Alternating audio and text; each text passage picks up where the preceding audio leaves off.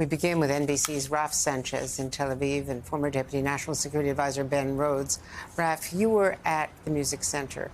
You reported from the minute this all happened straight through, I don't know how many days without rest. And you returned there to the site of the Nova Music Festival this morning at dawn, where nearly 350 people were killed, 40 were taken hostage. You were, as I say, one of the only journalists who made it to the festival site before the IDF shut it down. Describe being back there today. So, Andrew, when we first visited the Nova Music Festival site on October 13th, there was just a deathly, deathly silence. We were walking among the debris of lives cut short. We were walking among the scattered suitcases of festival goers who had been killed, who had been taken hostage in Gaza. We were back there today, 6:29 a.m., 1 year to the minute that the attack began. It was not quiet today. There were the sounds of very, very raw grief. People who had come to visit the place where their brothers, sisters, husbands, wives, family members had been killed. They played the very last song that was played. You hear it at the festival before the attack began. It was sort of the last normal moment at that festival. And it was a powerful, moving experience. I can tell you, Andrea, one of the other noises we heard was the sound of outgoing Israeli artillery fire aimed at northern Gaza. There were Israeli helicopter gunships overhead, and it was a reminder that in Gaza, there's no time really to mark this memorial.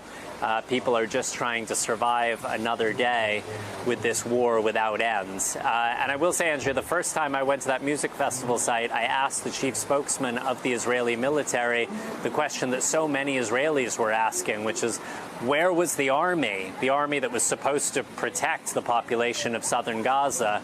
And in the year since, we have heard the Israeli military acknowledge painfully that they failed in their mission to protect the people of Israel.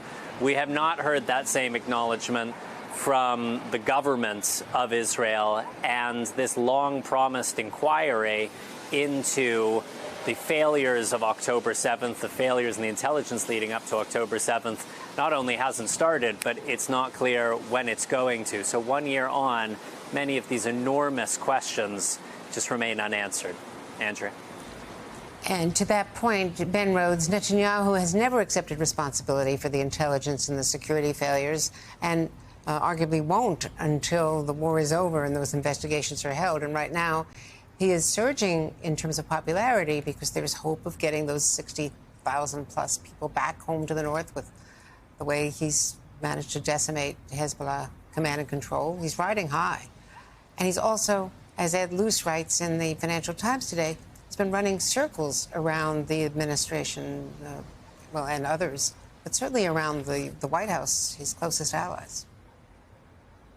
Yeah, I mean, just as a matter of Israeli politics, it's pretty extraordinary, maybe not surprising, that the day after October 7th, a lot of people in Israel believed that Netanyahu's political future was over. That he had this image of Mr. Security, the one man that could protect Israel against encroaching enemies. And that was obviously punctured by the security failures of October 7th. But everything he's done since then, I think, Andrea, you've covered him for a long time. I dealt with him for a long time.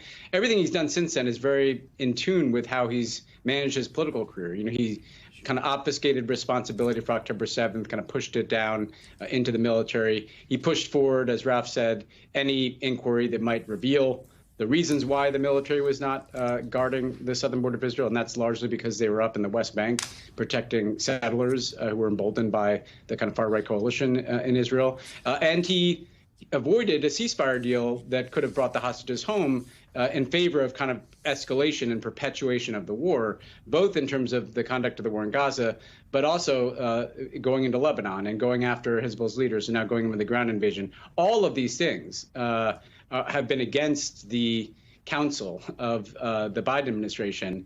And I think what Netanyahu has proven capable of doing is essentially ignoring what that counsel is, believing that he has unconditional support from the United States in terms of weapons and assistance, and driving events himself. And that's where we find ourselves. And this, as an American, After October 7th, a lot of references were made, and I was one of them, to 9/11. And the anniversary kind of reminds me, the first year after 9/11, that raw feeling of loss coming back. After a year of geopolitics, you're reminded of the shock and horror of the day and the loss of the families. But also the comparison to 9/11 is you're reminded that we seem to be in a war with no end, and we seem to be in a war that has political interest driving it in Israel as well. So that's where we find ourselves. And Ben, on that very first trip to Israel after October 7th, when President Biden went, into a war zone, but also warned his Israeli ally, don't make the mistakes we made after 9/11. Don't go too far, as we did in Iraq, arguably. And that warning certainly ignored. That's right. I mean, I think the trip that President Biden made after October 7th had kind of two functions, right? The first was just to grieve with a close friend of the United States and to be there for people that were feeling such visceral pain. But it was also this theory that President Biden's had, that they've talked about, that if you literally embrace Israel, if you hug Bibi Netanyahu close, you will have some capacity to shape his actions. And I think we've learned that is not the case, that if anything, it's the opposite. The closer you are, the more running room Bibi Netanyahu feels he has to do whatever he wants. And that the 9/11 reference that President Biden made at the time was expressly about overreaction through regional escalation and kind of open-ended war in Gaza, where the administration would like to see some kind of non-Hamas Palestinian administration take hold. And on those two objectives, kind of getting a ceasefire in place in Gaza, getting someone other than Hamas, but Palestinians beginning to have a plan, at least, to administer Gaza, and then avoiding that escalation, particularly into Lebanon, that part of the policy just has failed, and that's where we are today. Now, Israel's achieved major gains in terms of taking out a lot of Hamas infrastructure, a lot of Hezbollah leadership, obviously. But the question remains, as it did after we went into Iraq, can a military solution impose a political order on the Middle East? And everything that I've experienced in my time, Andrea, and I think you've had similar experiences, is that without some kind of political plan, the escalation could just become kind of permanent, and like a state of conflict just exists for an indefinite period. And I think that's what people are very worried about.